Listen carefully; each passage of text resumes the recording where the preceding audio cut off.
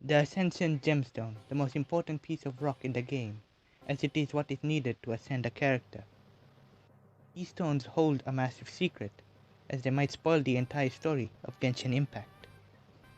This video will discuss how the Cryo Gemstone spoils the Tsaritsa's plan, and the ending of Genshin Impact. I am Dinoboy, and let's get into this. Now I heard the connection between the gemstones and the Archons from the YouTuber Kettle Toro, whose link will be in the description. Each gem is named after Hindu deities, except for 3. The Nagadas gemstone, named after the Nagas, a race of half-human, half-snake spirits. It references the Samsara cycle. The Vajrada, which is named after the Vajra, the main weapon of the Hindu god of lightning, Indra, which references A putting herself into her weapon, the Musho no Hidotachi. Cryo gemstone is the Shivada, named after the Hindu god of destruction. Kettle Toro asks if Tsaritsa wants to destroy Tevat. Now I believe that this is just the tip of the theory. That Tsaritsa might have more in common with Shiva than we expect. Shiva in Hindu mythology is a benevolent and kind figure. This trait can also be associated with a god of love.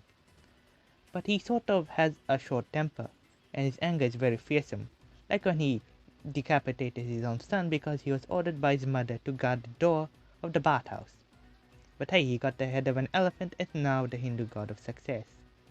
Anyways, this might point out that the Tsaritsa has unleashed her anger on Tevat. So why would the god of love try to hurt others, you may ask? Well, what if someone she loved, someone from Kandya, was killed by the cataclysm? Shiva. He is sometimes associated with the concept of love.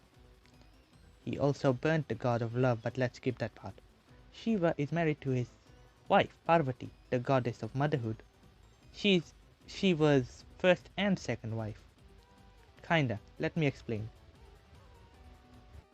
Story goes that a princess named Sati, who was the daughter of Daksha, who was the god of ritual skills, as well as a Prajapati, an agent of creation, wanted to find a groom for his daughter Sati, a man he would consider high class, like maybe one of the devas, like Indra or Agni.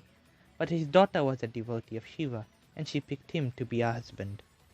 Daksha learned. He was horrified. How can his daughter pick an ash-covered man wearing leopard skin and lives on top of a snow-covered mountain? Daksha disapproved of Sati's wish, but Brahma and Vishnu managed to get them married. So Daksha cut all ties with Sati. After some time, Daksha called all his daughters and sons-in-laws to a grand yagna, except for Shiva and Sati. Sati, angered by this, throws herself into the central fire in protest. After Shiva learns this, he takes Sati's corpse and walks around the universe in grief, causing mass destruction. The gods call upon the god of preservation, Vishnu, to calm Shiva. So he used his Sudarshan Chakra to cut Sati's body into 52 pieces, which finally broke Shiva out of his sadness. Now you could see this being the story of the Cryo Archon. What if he fell in love with a Kandrian? Not just any Kandrian, but a prince of Kandria, the prince who was killed in the line of duty to protect Kandria and his people from Celestia.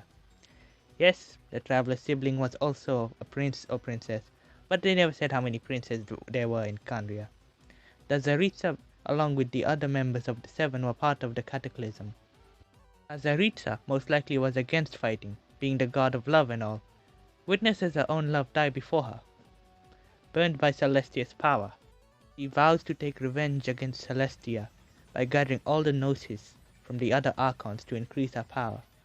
And during this conflict in which the Traveler and the other Archons joined to fight against Celestia and destroy Tevat, burning it.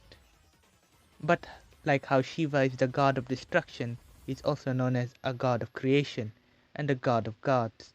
The Tsaritsa might end up creating a new world, with the help of the other Archons, maybe even sacrificing herself to free Tevat from the tyranny of Celestia and the heavenly principles, finally reuniting with her loving prince. Well, that is all I could come up with.